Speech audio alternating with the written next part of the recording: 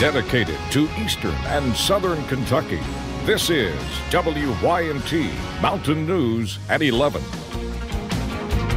A robbery gone wrong. Good evening, I'm Justin Case. Kentucky State Police say a warrant is out for the arrest of a man believed to be behind the murder of a Knox County man. Troopers say 24-year-old Philip Lee Lewis III shot and killed 25-year-old Gary Medlin. It all happened yesterday at the A&B Quick Stop in the Gray community. Investigators say Lewis tried to rob the store and shot Medlin as he tried running for safety. Through our investigation, evidence from the scene, tips that's been called in.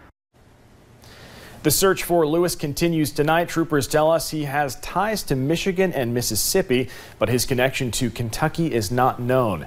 Lewis is described as armed and dangerous. If you have any info on his whereabouts, you are urged to call police.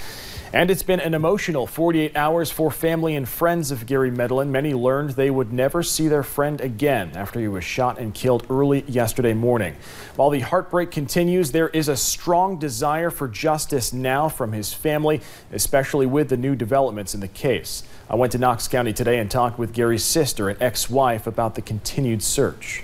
Fighting the despair, Gary Medlin's sister is still able to hold on to her favorite memories with him. We could be fighting 5 minutes, and then 2 minutes later we were hugging, and Dad was making us hug it out in the middle of the living room floor. But those emotions quickly change as the search continues for the man police say murdered her brother. If they could get him, it would give us a lot of relief that maybe another family wouldn't be hurt by him.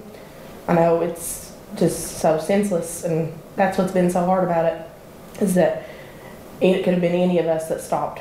Our stepmother went through the area 10 minutes before it happened. Even though Gary and his ex-wife separated last year, she still feels a great loss. He would always make fun of me if I'd call him and say, please come and get your kids, they're being wild. He would laugh at me and say, that's my boys. And through all this, family and friends are grateful for the community's support, including their tips being called into police. If it hadn't been for them, they wouldn't have got as far as they've got. It just shows how good of a person he was, that everybody wants help and everybody wants justice for him, not just his family. But even with justice, their family will never be the same. And it's sad that his kids are going to have to grow up without him, but... And his nephews, they're going to not be around. They don't get the joy of having Uncle Gary anymore. Funeral arrangements are still pending at this time. Close friends of Gary Medlin started a fundraiser to raise money for his family and his children. The shirts have the hashtag Justice for Gary. A portion of the proceeds will go directly to his family. If you would like a shirt, we have a link online at WYMT.com. 3 people are dead and 1 is injured following a shooting in Davis County today. Owensboro police say they are still trying to figure out what exactly happened. Officers were conducting a welfare check when they found 2 men dead inside. A woman and another man were rushed to the hospital where 1 later died. We are told 3 children also live at the home, but officers believe they were at school at the time of the shooting.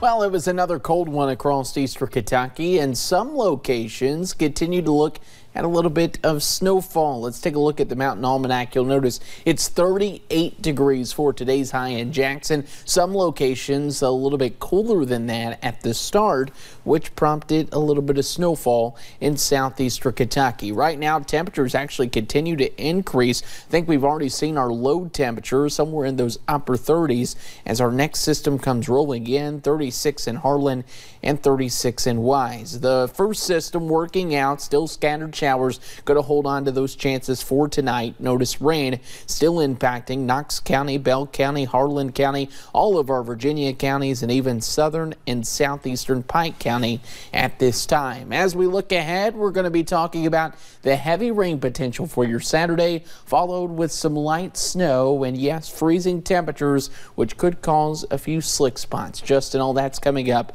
at 11:13. Andrew, thank you. A major water line problem Sunday evening left close to 500 people near Wayland in Floyd County without water. A new 350-foot water line will replace the nearly half-century-old line that brought water to many in Floyd County. Officials with the area's water district say their crews have been working through the day and night. In the meantime, they used an emergency connection from Knott County to restore water to nearly 450 people. And when he gets it back through to the other side, we will start putting it together, even if it takes all night. Once the pipe gets across the creek, we'll work as long as it takes to get it back together. In the meantime, the Wayland Fire Department is giving out water to those in need. They open their doors around noon to hand it out. In November, Letcher County decided it was time for a change in the county's judge's office. Jim Ward was unseated by one of his magistrates, Terry Adams. Adams just wants to make Letcher County a better place. He has some short-range goals and some long-term ones, including a close to $2 million FEMA grant and the federal prison project. But he also has another cost-saving idea up his sleeve. It's a recycling, composting effort, and it is substantially cost reduction to our sanitation department. Adams says he simply just wants to help Letcher County. Educational leaders from across the state gathered in Lexington, sharing ideas with the lawmakers about how to make Kentucky schools better. One big point during this morning's meetings was superintendents getting more power for when it comes to firing teachers and hiring principals. Educational funding and the state's troubled pension system were also discussed during the 2-hour informal meeting between legislators and school officials. We're really not going to be able to move forward significantly when it comes to education funding, transportation funding, any other issue until we address the pension system, not only the pension system, but also the Medicaid issue. Those bills regarding the hiring and firing were Senate Bill 8 and Senate Bill 3. Both were passed last week by the Senate and will now go to the House for a vote. This week marks the 25th anniversary of the 1994 snowstorm. Eastern Kentucky saw anywhere from 6 to 26 inches of snow. All major roads were officially shut down for 5 days. And one teacher at Pike County Central High School was working at AEP Kentucky Power at the time. He said he was in the snowstorm for 36 hours. The longer we were out there, actually the worse it got. You know, you had a lot of lines falling down, trees covering, hollows and things like that. Shepard said they could not get to a lot of places and were forced to walk miles in the bitter January cold. The coldest temperature on record was recorded in Shelbyville at -37 degrees shortly after the storm. Coming up at 11, the drama continues for President Trump's former attorney Michael Cohen. We'll have the latest. And today marked the anniversary for one of the costliest disasters in U.S. history. And rain to snow is possible this weekend. The full details on what you can expect are coming up. The smartest time to buy a new Nissan is now. During Nissan's Zero In on Savings event. Get zero down payment, 0 payments for 90 days, and 0% financing for up to 60 months on Nissan's latest tech. Get 0% for up to 60 months on 14 models. Around here, when winter rolls around, you never know what Mother Nature's going to throw at you. But for generations now, you can always count on low prices at Food City. This week, save on Food City Fresh Lean Ground Chuck, $2.99 per pound. Fresh strawberries or blueberries, buy one, get one free. Holly Farms Boneless Chicken Breast, $1.99 per pound, and more. Only at Food City.